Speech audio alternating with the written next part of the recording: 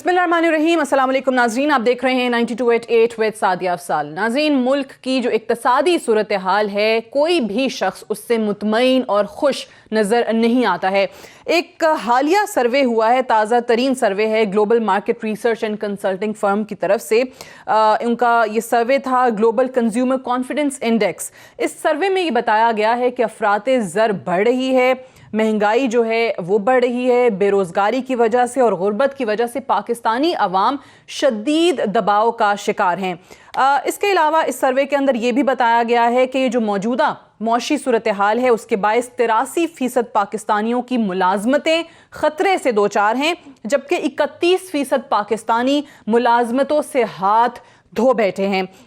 ये वो सूरत हाल है जो इस हुकूमत के लिए परेशान कुन होनी चाहिए, तशवीश का बायस होनी चाहिए। आज ही अगर हम इस पे आगे चल के बात भी करेंगे और आपको बताएंगे भी कि हमने अपने पिछले हफ्ते के प्रोग्राम में ही बहरहाल इसका इंदिया भी दे दिया था और हुकूमत को वार्न भी कर दिया था कि हुकूमत के लिए एक बड़ी मुसीबत खड़ी है और वो है गुड्स ट्रांसपोर्टर्स की हड़ताल। और उसके बायस अब जो आटे का बहरान है वो हमें नज़र आ रहा है, क्योंकि उनकी हड़ताल के बायस आवाम की पहुंच से आटा भी दूर हो गया है। कीमतें जो हैं वो भी बढ़ गई हैं, 70 रुपये किलो फ़रोख्त हो रहा है मुख्तलिफ जगहों पर, कहीं पर 65 रुपये किलो जो है वो फ़रोख्त हो रहा है। और सिर्फ यही नहीं है, इसकी किल्लत जो है उसका सामना भी करना पड़ रहा है। और खुसूसन पंजाब में अगर हम बात करें तो आज ही वज़ीर आला पंजाब ने इसकी दरामद का हुक्म जो है वो भी दिया है, उसकी मंजूरी दी गई है। सो यहाँ पर आवाम के लिए आटा, गंदम, रोटी जैसी जो एक लाजिम चीज़ है उसकी रसाई, उसकी पहुँच भी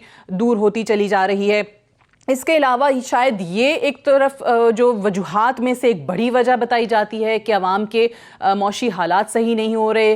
अपोजिशन भी इस पर तनकीद करती है, हुकूमत के अपने इत्तेहादी भी अपनी नाराज़गी के बहुत सारे मुहर्रिकात में से एक वजह ये भी बताते हैं। इसके अलावा हम देख रहे हैं कि इन इत्तेहादियों को मनाने के लिए हुकूमती वफ्द भी जा रहे हैं, कोशिशें की जा रही हैं। BNP मेंगल से भी मुलाकात हुई हुकूमती वफ्द की, GDA से भी मुलाकात हुई। MQM को मनाने में असद उमर की नाकामी के बाद कल जहांगीर तरीन जो हैं वो जा रहे हैं MQM को मनाने। पाकिस्तान मुस्लिम लीग कायदे आज़म की तरफ से भी बहुत सारी शिकायत सामने आ रही हैं, लेकिन इसके बाद हुकूमत के अपने अरकान भी मैदान में आ गए हैं। पहले तो हम आपको एक शॉर्ट सुनाते हैं जो कि राजनपुर से PTI के MNA हैं सरदार रियाज महमूद साहब। उन्होंने क्या कहा है, उनके हलके में जो PTI के लोग हैं, जो इंतज़ामिया है वो क्या कर रही है, क्या उनका इल्ज़ाम है, वो सुनाएगा। मेरा इलाका है राजनपुर डिस्ट्रिक्ट, वहाँ 21 नौकरियाँ दी गई हैं, कोई मेरिट नहीं हुआ। उधर 1.5 लाख रुपए लेके इन्होंने नौकरियाँ वहाँ बांटी है और किसी को भी नहीं मिली वहाँ नौकरियाँ। जो हमारे PTI वाले थे वो रोते रह गए, वो हमारे आसरे में बैठे रह गए कि मेरिट होगा, वहाँ कोई मेरिट नहीं हुआ। और 1.5 लाख रुपए में इन्होंने नौकरियाँ बेची हैं। DS है, जो AN है, उन्होंने बेची है। ये मेरे पास लिस्ट है, अगर ये कहें मैं इनको लिस्ट भी प्रोवाइड कर दूंगा। जिसने पैसे दिए हैं, जिसने लिए हैं, जिन्होंने उनका डील करवाया उसका भी नाम दे दूंगा। ये सारा फ्रॉड हुआ है रेलवे में, किसी को कोई मेरिट पे नहीं मिली। पर हबीब साहब इसके ऊपर इंक्वायरी करें प्रॉपर। बिल्कुल आप इंक्वायरी करें जी। सरकारी नौकरियां बेची जा रही हैं, उन्होंने कहा 1.5 लाख रुपए में, उनके पास पूरी तफसीलात मौजूद हैं। और यही करप्शन का अहवाल जो है वो हुकूमत के अपने इत्तेहादी बताते भी नज़र आते हैं। करप्शन बढ़ गई है, रिश्वत का रेट बढ़ गया है, लोग कहते हैं कि इमरान खान आ गया है, तब्दीली आ गई है, इसलिए ये तब्दीली भी आई है जो कि रिश्वत के रेट के सूरत में कामिल अली आगा साहब बता रहे थे। अब उन्होंने कहा कि ऑब्वियसली इत्तेहादी जो हैं अपने हलकों से आए हैं, वहाँ पर उनसे लोग नाराज़ हैं। हुकूमत के अपने लोग जो हैं वो बात करते नज़र आ रहे हैं। फवाद चौधरी साहब वफाकी वज़ीर बराए साइंस एंड टेक्नोलॉजी, उन्होंने उस्मान बुज़दार साहब की जो हुकूमत है, वसीम अकरम प्लस साहब की जो हुकूमत है, उस पर तनकीद की।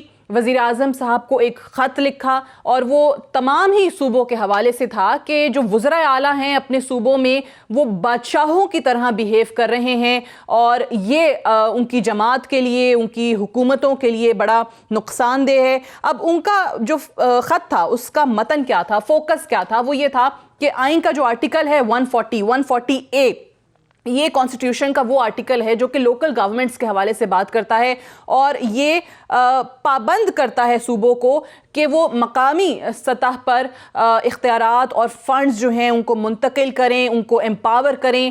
پولیٹیکل, ایڈمنسٹریٹو اور فائنینشیل اختیارات جو ہیں یہ آگے منتقل کرنا ان پر فرض ہے. تو یہ وہ کہتے ہیں کہ نہیں ہو رہا. انہوں نے پچھلی حکومت کا حوالہ دیا پنجاب میں شہباز شریف صاحب کی حکومت کا کہ اس ٹائم پہ بھی صوبائی فائنانس کمیشن جو ہے وہ اس کا اجرا نہیں ہوا تھا. عمران خان صاحب نے اور پاکستان تحریک انصاف کی حکومت اس پر بڑی بات کرتی تھی, لیکن وہ کہتے ہیں یہ بھی بدقسمتی ہے کہ ہماری حکومت آنے کے بعد بھی ایسا نہیں ہو رہا. بہرحال اس کے بعد خبر یہ آئی کہ وزیر اعظم عمران خان نے عثمان بزدار صاحب کو, پنجاب حکومت کو, اس کے فوری اجرا کرنے کی ہدایت کر دی ہے کہ یہ جو صوبائی ایوارڈ ہے یہ اضلاع کو اس کے تحت فنڈز منتقل کیے جائیں. اور یہ بھی انہوں نے کہا کہ پنجاب کا 350 ارب روپے کا ترقیاتی بجٹ ہے جس میں سے صرف 77 ارب روپے ریلیز ہوئے ہیں, اور یہی حال دیگر صوبوں کا بھی ہے. اور یہ بھی ان وجوہات میں سے ایک وجہ ہے جو کہ اتحادی اپنے گل و شکووں میں بیان کرتے دکھائی دیتے ہیں. آج ان تمام چیزوں کے حوالے سے بات کریں گے. مجھے جوائن کر رہے ہیں عطا اللہ تارڑ صاحب جو کہ ڈپٹی سیکریٹری جنرل ہیں پاکستان مسلم نواز کے.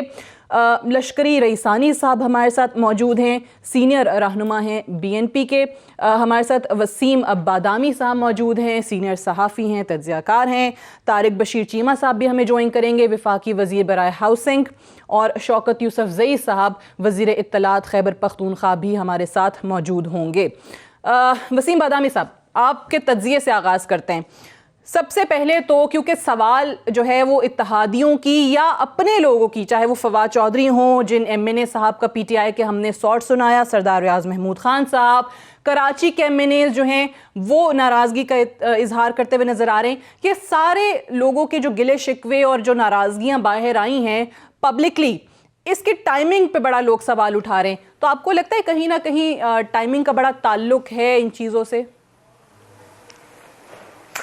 بسم اللہ الرحمن الرحیم. بہت شکریہ. دیکھیے سعدیہ, مجھے اس حد تک تو ضرور لگتا ہے کہ ٹائمنگ کا اس سے تعلق ہے کہ جب بھی کوئی حکومت کی اتحادی کسی بھی حکومت کو دیکھتی ہے کہ اس وقت اس حکومت کا پلڑا کمزور ہے اور میرا بھاری ہے, تو جس طریقے سے عام دو لوگوں میں ڈیلنگ کے وقت ہوتا ہے, اسی طریقے سے اتحادی اور حکومت کے معاملے میں بھی جب ان کو لگتا ہے اس وقت میرا پلڑا بھاری ہے, تو وہ اس وقت کا چناؤ کرتا ہے گورنمنٹ پہ اٹیک کرنے کے لیے یا گورنمنٹ سے اپنے جائز مطالبات بھی منوانے کے لیے.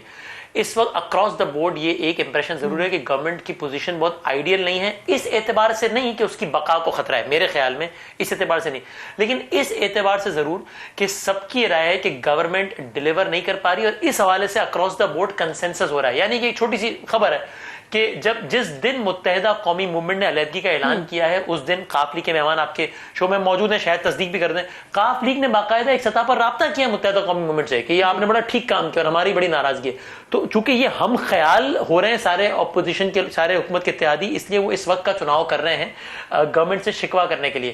میں اس اعتبار سے ٹائمنگ کو امپورٹنٹ تو سمجھتا ہوں, لیکن اس اعتبار سے نہیں سمجھتا جو کچھ اور لوگوں کی رائے ہے کہ کہیں سے اشارہ ہو گیا ہے, اس لیے گرنا شروع ہو گیا ہے, اس لیے گرنا شروع ہو جائیں گے. تو تمام جو ہم خیال اتحادی ہیں انہوں نے سمجھا کہ بھائی یہ مناسب موقع ہے, مناسب وقت ہے, پہل ہو گئی ہے, آغاز ہو گیا ہے, تو اپنا اپنا حصہ ڈال دیں, ہم بھی بتا دیں کہ ہمارے کیا شکوے شکایات ہیں. بس یہ محض یہ ہوا ہے, یہ ایک اتفاق ہوا ہے, کہیں نہ کہیں اس کا کسی اور چیز سے تعلق نہیں ہے. جو اپوزیشن کے حوالے سے لوگ کافی تاثر دینے کی کوشش کرتے ہیں, اس سے اس چیز کا کوئی تعلق نہیں ہے, آپ یہ کہہ رہے ہیں؟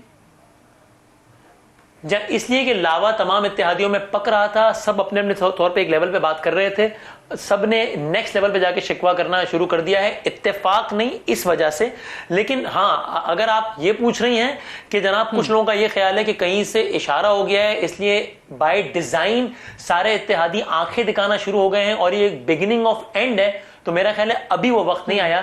اگلا حکومت کے پاس 6-8 مہینے کا وقت ہے, اگر وہ اچھا ڈیلیور کرتے ہیں تو ان کی بقا ہو سکتی ہے, ورنہ یہ بڑا مرحلہ جو آپ کہہ رہی ہیں یا اگر آپ کا اشارہ اس طرف ہے کہ جناب پھر اتحادی ہلنا شروع ہو جائے تاکہ حکومت گرنا شروع ہو جائے, یہ مرحلہ میرے خیال میں ابھی نہیں آیا. اس وقت اتحادیوں کی ہلنے کی وجہ یہ نہیں ہے میرے خیال سے, یہ وہ والا مرحلہ نہیں ہے ٹھیک ہے جس میں حکومت گر جائے یا ان ہاؤس تبدیلی کی جو بڑے لوگ بات کرتے ہیں, جو بڑے خواہاں نظر آتے ہیں, اس قسم کا کچھ ہو جائے, وہ نہیں ہوگا.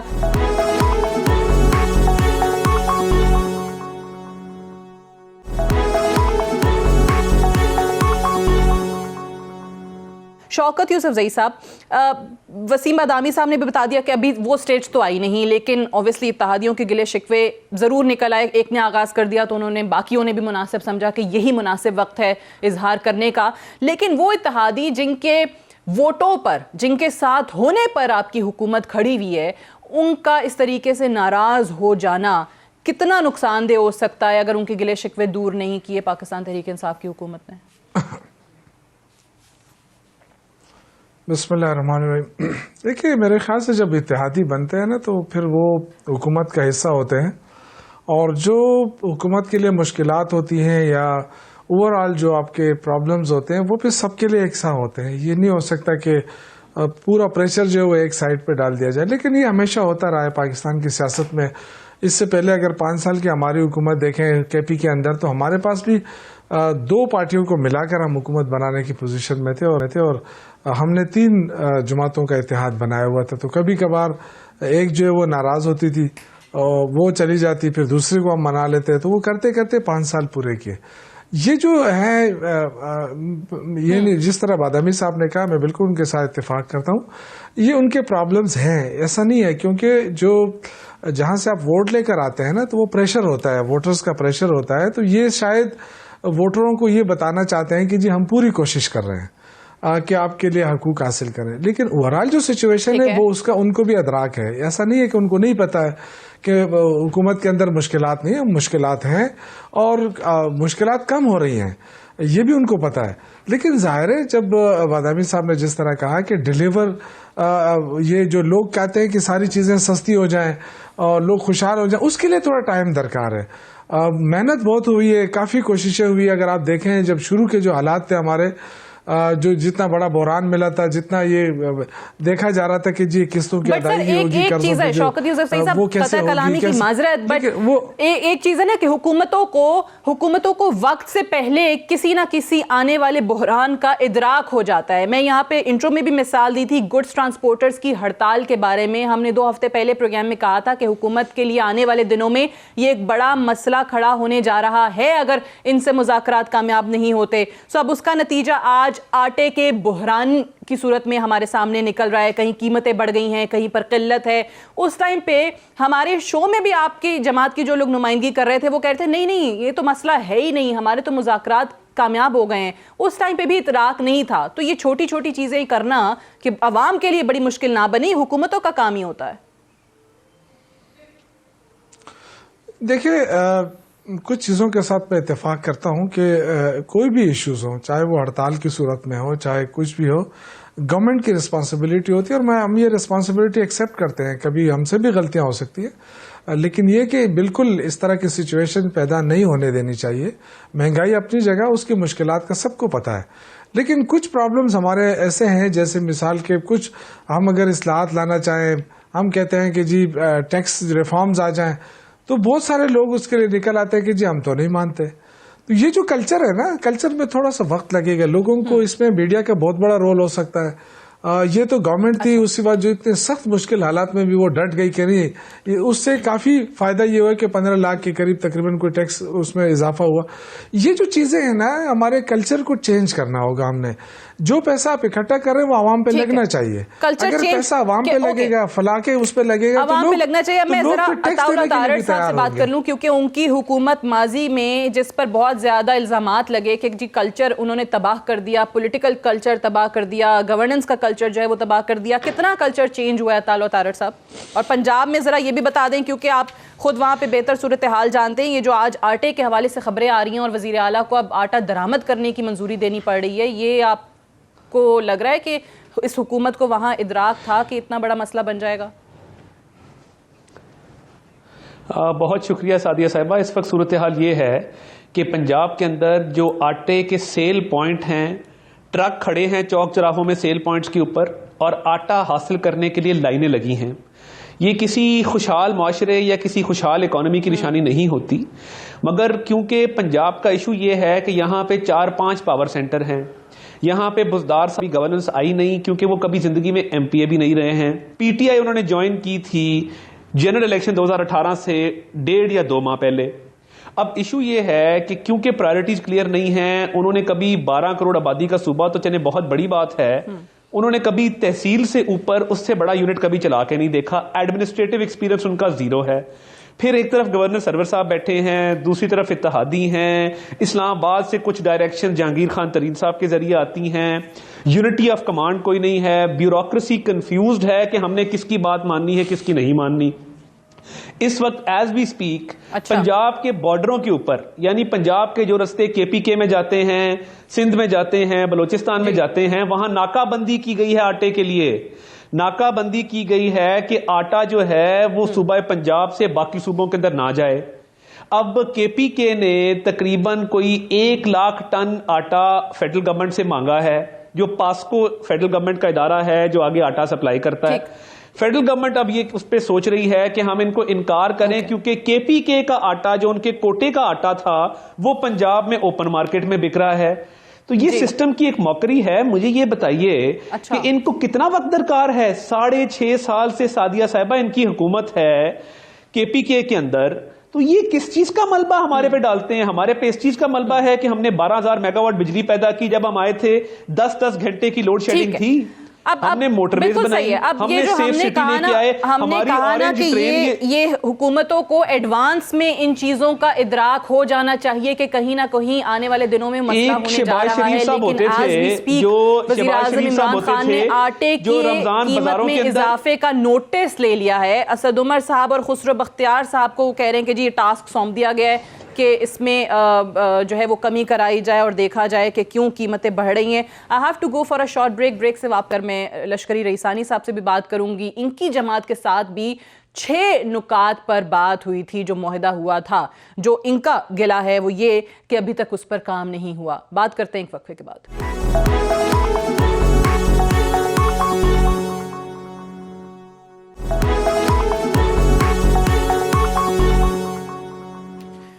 Welcome back. پروگرام میں ایک بار پھر سے خوش آمدید. لشکری رئیسانی صاحب آپ سے جاننا چاہیں گے 6 مطالبات بی این پی مینگل کے جو کہ اس حکومت سے کیے گئے تھے اور حکومت کے اتحادی بننے سے پہلے بھی یہ معاملہ سامنے آیا تھا. اس 6 میں سے اگر میں آپ سے جان سکوں کہ کتنوں پہ عمل ہوا ہے؟ تھوڑا سا تو مجھے اجازت دیں، ہمارے ساتھیوں نے پورے تمام معاملات پہ بات کی ہے، تھوڑا سا میں اس پہ بھی تھوڑا سا بات کرنا چاہتا ہوں. ایک تو بات یہ کہ یہ 72 سال سے شکایتیں ہو رہی ہیں کہ ایک حکومت دوسرے پہ الزام اور دوسرے تیسرے پہ لگاتے رہتے ہیں. اس کا مطلب یہ ہے کہ ایک ہم اممیچور سماج میں ہیں اور ہم نمائندگی صحیح طریقے سے نہیں کر پا رہے ہیں. ایک بات. دوسرا بات یہ ہے کہ ایک سائنس ہے، ایک علم ہے جس کو اسٹیٹ مینجمنٹ کہتے ہیں، اور 72 سال سے اسٹیٹ مس مینجمنٹ ہوا ہے کیونکہ پالیسیز پارلیمنٹ میں نہیں کہیں اور بنتے ہیں. اس کو اسٹیٹ مینجمنٹ کے ذریعے ملک کو ٹھیک کیا جا سکتا ہے اور اس کا ادارہ ہے جس کو پارلیمنٹ کہتے ہیں. ہمارے پارٹی سربراہ سردار اختر مینگل نے اپنے تقریر میں یہ کہا تھا کہ آئیں ہم نیشنل ایجنڈا کا تعین کریں تاکہ اس ملک کو بحرانوں سے نکالیں. یہ ایک بات. دوسرا بات یہ ہے کہ ہم جیو پالیٹکس کو نہیں سمجھ پا رہے ہیں کیونکہ ہم ٹیمپریری ریلیف کے لیے سیاست کرتے ہیں. لوگ بھی ایسے ہو گئے ہیں، کلچر بن گیا ہے.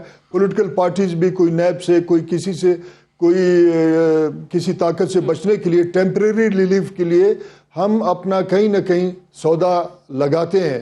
ہونا یہ چاہیے تھا کہ ہم نیشنل ایجنڈا پہ کام کرتے اور ان تمام معاملات کے اوپر پارلیمنٹ میں بحث ہوتا، اس کے بعد ہم آگے بڑھ جاتے. ہم جیو پالیٹکس کو نہیں سمجھ پا رہے ہیں. اممیچور ہمارا ایٹیٹیوڈ ہے.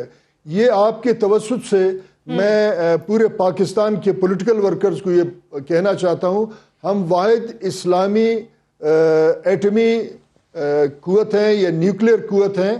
کیا ایسا تو نہیں ہے کہ اندرونی خانہ ہم باقاعدہ طور پہ مس مینجمنٹ کو ڈیزائن کیا گیا ہے اور ہم سسٹمیٹک کولیپس کی طرف جائیں گے اور اس کے بعد ہاتھ جوڑ کے اپنے جو اسٹریٹجک ایسٹس ہیں جن کو ہم نیوکلیئر سے ان کو بین الاقوامی دنیا کو دیں گے؟ میں اس طریقے سے سمجھ رہا ہوں کیونکہ ہم ابھی تک غیر سنجیدہ ہیں.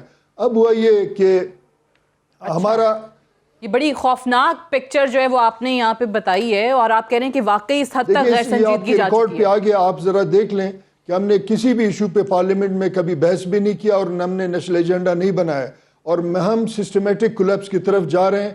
ہر روز اگلے روز سے زیادہ بدتر ہوتا جا رہا ہے. پچھلے حکومت کو دیکھیں، اس سے پچھلے والوں نے یہ بھی کہا کہ پچھلا حکومت ہے اور ہم قرضوں کے تلے دبتے جا رہے ہیں. اب ہم پولیٹکس کرتے ہیں اپنا فیڈریٹنگ یونٹ بلوچستان میں، اور ہم نے یہ تمام معاملات جو 6 نکات ہیں ان کے حوالے سے مشروط حمایت کیا ہے عمران خان صاحب کی حکومت کو. اب اس کے جو معاشی پالیسی ہیں اس کے ذمہ دار مہنگائی کے یا باقی ان کے ذمہ دار وہ ہیں. ہم ان 6 نکات پہ بات کرنا چاہتے ہیں جس 6 نکات کے تحت ہم نے مشروط حمایت ان کا اسپیکر، اور ابھی تک اس میں تھوڑا سا پیش رفت ہوا ہے، کوئی خاص پیش رفت نہیں ہوا ہے. مثلا کوئی 500-700 مسنگ پرسنز آئے ہیں. اب اگر یہ حکومت اور پارلیمنٹ خود مختار ہوتا تو کسی نہ کسی ادارے سے پوچھتا کہ یہ بندے کس کے پاس تھے، تو اس کے حوالے سے بھی پاکستان کا آئین ہمیں پروٹیکشن دیتا ہے کہ یہ گم شدہ افراد کہاں سے آئیں، مگر اس پہ کوئی بات نہیں ہو. اس کے بعد اسٹیٹ مینجمنٹ کے حوالے سے ہمارے پارٹی نے بات کی کہ 4 ملین افغان مہاجر ہیں. جہاں اتنا مہنگائی ہے، اتنا بھوک اور افلاس بے روزگاری ہے، اگر ان کو ہم بھیجیں اور اگر ہم ایک خود مختار ملک ہیں تو میں یہ سمجھتا ہوں کہ ہمارے آبادی جو ہی کم ہوگا تو سستا معاملات بھی یہاں پہ ہوں گے.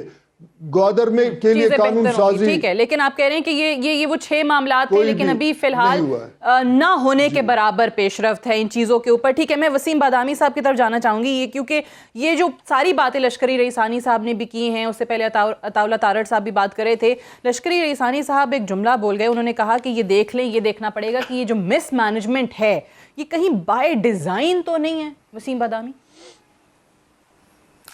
اچھا، ظاہر ہے رئیس ثانی صاحب کا مجھ سے بہت زیادہ تجربہ اور ویژن ہے. میں بسط احترام میں اس مس مینجمنٹ کا دائرہ اتنا زیادہ وسیع نہیں دیکھتا. میں یہ نہیں کہہ رہا کہ دنیا کے سارے ممالک ہمارے بہت خیر خواہ ہیں، بالکل نہیں ہیں. ہم زیادہ ولنریبل بھی ہیں، ہم اٹامک اسٹیٹ بھی ہیں، ہمارے ساتھ سیکیورٹی کے رسک بھی اٹیچڈ ہیں. لیکن میں اس طرح کی مطلب میں اس کو زیادہ ایک کانسپریسی تھیوری والا معاملہ زیادہ سمجھتا ہوں. ہاں، یہ ضرور ہے کہ مس مینجمنٹ ہے، بہت زیادہ ہے، اس کے اثرات ہیں، اور اسے عام آدمی اتنا زیادہ متاثر ہو رہا ہے کہ جس کی حالیہ تاریخ میں پاکستان میں مجھے نظیر نہیں ملتی. صحیح. اب یہ آغاز میں بتا رہے تھے، اب پتہ نہیں آپ سن سکے یا نہیں، کہ جو ایک تازہ ترین سروے ہوا ہے اقتصادی صورتحال پہ ملک کی، دسمبر میں یہ ہوا ہے اور آج 17 جنوری ہے. اس کے اندر 83% پاکستانیوں کی ملازمتیں بتایا گیا کہ خطرے سے دوچار ہیں. 31% پاکستانی ملازمتوں سے ہاتھ دھو بیٹھے ہیں. افراط زر، بے روزگاری، غربت کی وجہ پاکستان کے عوام شدید دباؤ کا شکار ہیں. یہ صورتحال آپ کو، کیونکہ یہ گلا شکوہ ہر طرف سے نظر آ رہا ہے، اپوزیشن بھی کہے گی، اتحادی بھی کہیں گے، حکومت کے اپنے لوگ جو ہیں وہ بھی یہ بات کریں گے، یہ مستقبل قریب میں کوئی صورتحال آپ کو بہتر ہوتی نظر آتی ہے؟ اب سعدیہ، میرے خیال سے اصل بڑا پرابلم یہ ہے کہ ابھی یہ جو حالات برے ہیں یہ میرے خیال میں کم بڑا المیہ ہیں. زیادہ بڑا المیہ مجھے یہ لگتا ہے کہ یہ ان حالات میں بہتری کی بھی کوئی واضح صورت نظر نہیں آ رہی. ہو سکتا ہے کہ کچھ 19-20 فرق پڑ جائے، لیکن ٹرن اراؤنڈ ان چیزوں میں ہوتا ہوا میں نہیں دیکھ رہا ہوں. چونکہ گورنمنٹ نے لوگوں کو یہ آئیڈیا سیل کیا ہوا ہے کہ سارا بیڑا غرق اس لیے کہ پچھلے چور تھے. اچھا، پچھلوں نے کیا غلط چیزیں نہیں کی؟ نہیں، بالکل کی ہیں. لیکن کیا سارے کا سارا مسئلہ اس لیے ہے کہ پچھلے چور تھے اور اس سب کا تعلق جو ہے وہ اس گورنمنٹ کی نان کیپیبلٹی سے نہیں ہے؟ نہیں، ایسا بالکل بھی نہیں ہے. تو مجھے لگتا ہے کہ مس مینجمنٹ اور انکیپیبلٹی اتنی زیادہ ہے کہ ان چیزوں کو ٹرن اراؤنڈ ہوتے ہوئے میں نہیں دیکھتا ہوں اگلے آنے والے کچھ عرصے میں، اور یہاں سے زیادہ مزید خراب ہی دیکھتا ہوں میں انفارچونیٹلی ان چیزوں کو. ٹھیک ہے. اچھا، یہ بڑی انٹرسٹنگ بات آپ نے کی شوکت یوسفزئی صاحب سے بھی اس کا، کیونکہ یہ ہر کوئی کہتا ہے. ابھی رئیس ثانی صاحب نے بھی ذکر کیا کہ جو بھی آنے والی حکومت ہوتی ہے وہ آتی ہے اور کہتی ہے ورثے میں ملے تھے، حالات بہت برے تھے، یہ پچھلے کا کرنا دھرنا تھا اور ہمیں بھگتنا پڑ رہا ہے، عوام تھوڑا سا ساتھ دے چیزیں بہتر ہو جائیں گی. ابھی بھی کل جو کور کمیٹی کی میٹنگ ہوئی ہے پی ٹی آئی کی شوکت یوسفزئی صاحب، اس کے اندر یہ کہا گیا کہ عوام کو باور کرایا جائے کہ پچھلی حکومت کی وجہ سے، پی ایم ایل این کی وجہ سے یہ حالات برے ہیں، مہنگائی جو ہے اس کے ذمہ دار وہ ہیں، اور شہباز شریف اور نواز شریف اور پوری پی ایم ایل این کے لیے بڑی جارحانہ پالیسی کے ساتھ ہمیں آگے آنا ہوگا. اس سے مسائل حل ہو جائیں گے؟ देखिए मुझे जहाँ तक अपना तजुर्बा है और मैं जो कुछ अपने बारे में सोचता हूँ कि लोग इसलिए फील कर रहे हैं कि महंगाई है, बिल्कुल है, लेकिन अगर हम ये कहें कि ये पिछले उससे है तो कहते हैं ये जो अभी तक तो 100 साल हो गया, अभी तक ये यही कह रहे हैं, तो क्या वो चीजें खत्म हो गई? ये इतना बड़ा जो कर्जा लिया गया था, क्या वो कर्जा खत्म हो गया है? वो कर्जा देना है ना। जब आप देते रहेंगे वो कर्जा तो आपकी मईशत जो है वो दबाव का शिकार तो रहेगी। लेकिन ये जो चीजें हैं कि आपकी जो इंटरनेशनल एजेंसियां हैं, मोडीज है, जो आपको बता रही हैं कि इनकी जो मईशत है वो बेहतर होती जा रही है, तो ये तो होप तो है, आप होप तो खत्म नहीं कर सकते। लेकिन जो इतना बड़ा डिजास्टर चला आ रहा था 70 साल से, वो एकदम अगर आप कहें कि एक साल का मार थी, बस एक साल में सब ठीक हो गया, ये ज्यादती होगी। जो रुपए इस्तेकाम की बात है, बिल्कुल इस्तेकाम आया रुपए के अंदर। अगर आप देखें जब हम आए थे हर महीना, उससे पहले जो है वो हर महीने स्टेट बैंक से पैसे लिए जाते थे। जब इसहाक डार ने एक मसनूई उसके जरिए जो है ना आपके रुपए का जो है उसको दबाव में रखा था। अच्छा। और वो जैसी वो चीजें खुली, धड़ाम करके रुपया गिरा। तो ये जो चीजें थी, देखें, ये उनको पता था कि हमने दोबारा तो आना नहीं है, तो उन्होंने जो कुछ करना था वो करके चले गए। अब आराम से वहां बैठे हैं। उनका पाकिस्तान में वो एक नहीं, आप देखें कि सिटिंग जो ये कौन है, इसको जरा चुप कराए ना, ये जो सिटिंग वजीर खजाना वो मुल्क से भाग जाए, आप इसका अंदाजा करें तो इस मुल्क के क्या हालात रहेगी, वो किस हालात में था मुल्क जिसका वजीर खजाना भाग गया। अच्छा। इनके जो लीडर है वो बीमार होते जा रहे हैं, वहां जाके ठीक हो जाते हैं, उनके वहां ऑक्सीजन भी पूरी मिलती है, उनके जो प्लेटलेट्स है वो भी ठीक हो जाते हैं। ये देखें इस मुल्क के साथ बड़ा गेम हुआ है। अभी आप कुछ भी कहें, देखिए इसके ठीक करने में टाइम लगेगा, बिल्कुल लगेगा। ठीक है, किसी की सेहत पे सियासत ना करें। यार कौन है, इसको चुप तो कराए ना, ये कौन है, इसको जरा चुप कराएं, इसको जरा क्यों जी, मैं क्यों चुप करूं? मैं आपसे लेके खाता हूं, मैं चुप कर जाऊं, क्यों चुप करूं जी? आप मेरे लीडर की सेहत पे बात करेंगे, मैं चुप नहीं करूंगा। आप हुकूमत में होंगे, मैं आपसे नहीं डरता। अदालत में एक तो जी फरमाएं जी, अदालत में एक तो कुछ साबित नहीं हो सका, दूसरा इन्होंने कुलसूम नवाज साहिबा की सेहत पर भी सियासत की और इनके अपने रहनुमाओं ने कहा ये भी ठीक हो जाएंगी, ये भी उठ के बैठ जाएंगी। किसी की सेहत पे सियासत ना करें। अल्लाह ताला आपको महफूज रखे और अच्छी सेहत में रखे, मैं यही दुआ करता हूं। ये सियासत नहीं है भाई, ये आपकी आप ज़हनी तौर पे अभी तक हुकूमत में नहीं आए। चले ब्रेक पे जाना पड़ेगा, ब्रेक के साथ हैं रईसानी साहब की तरफ जाएंगे। और ये बड़ा अहम जो इशू है 140A का, ये आर्टिकल आइन का जो लोकल गवर्नमेंट्स के हवाले से इसमें जिक्र है कि पॉलिटिकल, एडमिनिस्ट्रेटिव और फाइनेंशियल जो इख्तियारात हैं, फंड्स हैं, वो निचली सतह पर, मकामी सतह पर, ज़िले सतह पर मुंतकिल होने चाहिए, सूबों की तरफ से नहीं हो रहा। और इसी पर फवाद चौधरी साहब ने वज़ीर आज़म को ख़त भी लिखा है। इस पर बात करेंगे एक वक्फे के बाद।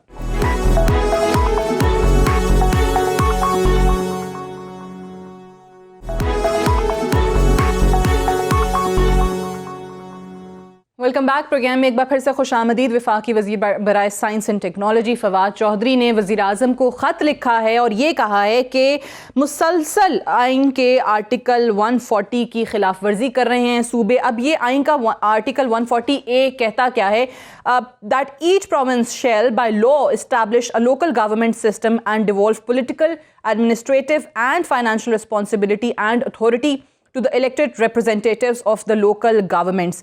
अब इसके अंदर उनका मानना ये है कि जो वज़राए आला हैं वो मुसलसल खिलाफ वर्जी कर रहे हैं। जो सूबाई हुकूमतें हैं उनकी तरफ से जो फाइनेंस कमीशन है उसका इजरा नहीं किया जा रहा, अवामी मुफाद के ख़िलाफ़ है ये चीज़। लश्करी रईसानी साहब, तमाम ही सूबों में देखा जाए तो यही हाल है, यही शिकायतें आती हैं। ये वो आर्टिकल जो 18वीं तरमीम के अंदर इंट्रोड्यूस हुआ इनके अंदर, क्या वजह है कि लोकल गवर्नमेंट्स की बात और उनको एम्पावर करने का जिक्र हर कोई करता है, हर जमात जो है वो अपना मंशूर एक तरीके से बता देती है, लेकिन इस जानिब अभी तक काम नहीं हुआ। बात यह है कि हमारे जो पॉलिटिक्स है इसमें बदएतमादी कुछ बहुत ज़्यादा है। जो लोग हुकूमत में इस वक्त आ गए उन्हीं को ये बात नापसंद है कि वो अपने इख्तियारात और फंड्स किसी काउंसलर को या डिस्ट्रिक्ट चेयरमैन को दें। साथ साथ इसमें यह भी है बिल्कुल कि इलेक्शन कौन कराएगा। जिस इलेक्शन के तहत हम आज बैठे हैं اور پارلیمنٹ اکثر غیر فعال رہتا ہے. یہ اس سے پچھلے الیکشنز بھی ہوئے ہیں اور وہاں بھی لوگوں کو شکایتیں ہیں.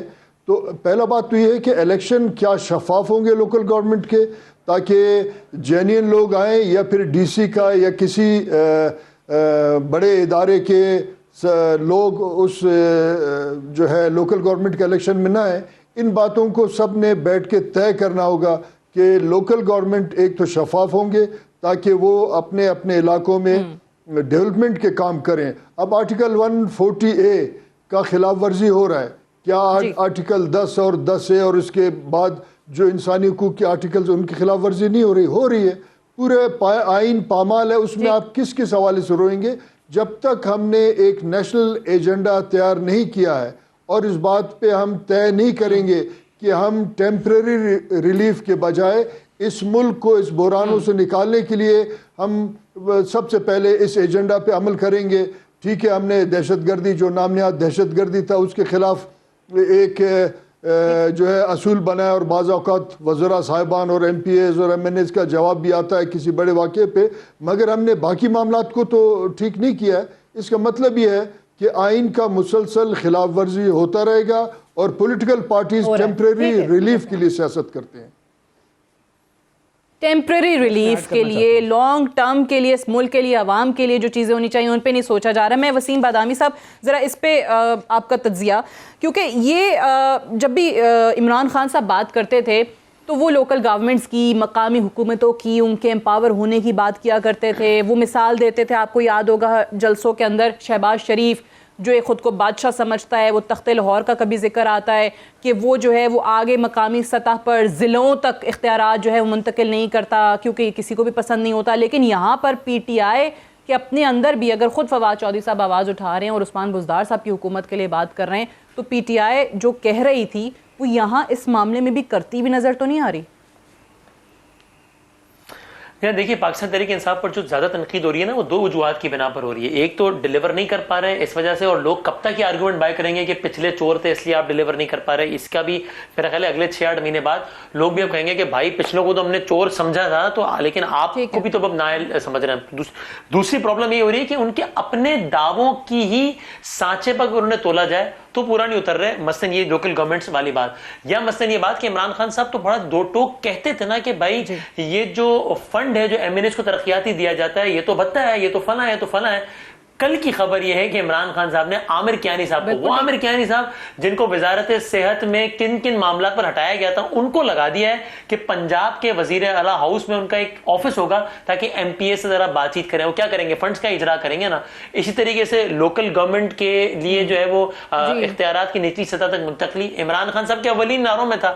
اب جب آپ اپنے ہی دعووں کے بالکل ہی برعکس کام کریں گے, لوگ ناراض ہو جاتے ہیں کہ ہم حلقوں سے جیت کر آئے ہیں, ہم حلقے میں جاتے ہیں, لوگ کہتے ہیں ہمارے کوئی کام نہیں ہو رہے, ہم کیا جواب دیں ان کو کہ وزیر اعظم ترقیاتی فنڈز کے اجرا کے خلاف ہیں, ہم کیا شکل دکھائیں لوگوں کو, ہم کیا بتائیں ان کو. وہ بھی ان کی دباؤ کی وجہ سے پرائم منسٹر صاحب کو پھر گھٹنے ٹیکنے پڑے. تو پھر اس کی دو وجوہات ہیں. ایک تو یہ کہ عمران خان صاحب کے ہی اگین بیانات کو دیکھ لیں, کسی اور کے نہیں. لیڈر تو وہ ہوتا ہے جو کہ پاپولر لائن نہیں لیتا, بلکہ وہ کرتا ہے جو ملک کے لیے بہتر ہوتا ہے.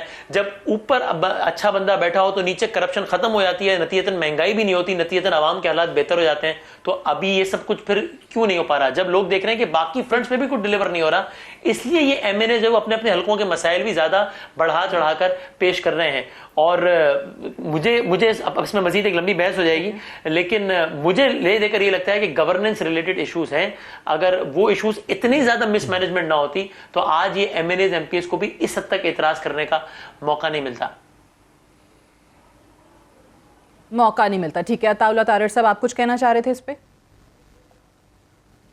جی میں ایڈ یہ کرنا چاہ رہا تھا. دیکھیے پنجاب کے اندر لوکل گورنمنٹ کا جو سسٹم تھا, 4015 یونین کاؤنسلز ہیں, اس کے اندر 6 کاؤنسلر ہوتے ہیں, ایک چیئرمین وائس چیئرمین ہے, پھر 182 میونسپل کمیٹیز ہیں, تقریباً 58,000 لوگوں کا 58,000 الیکٹڈ ریپس کا یہ سسٹم تھا.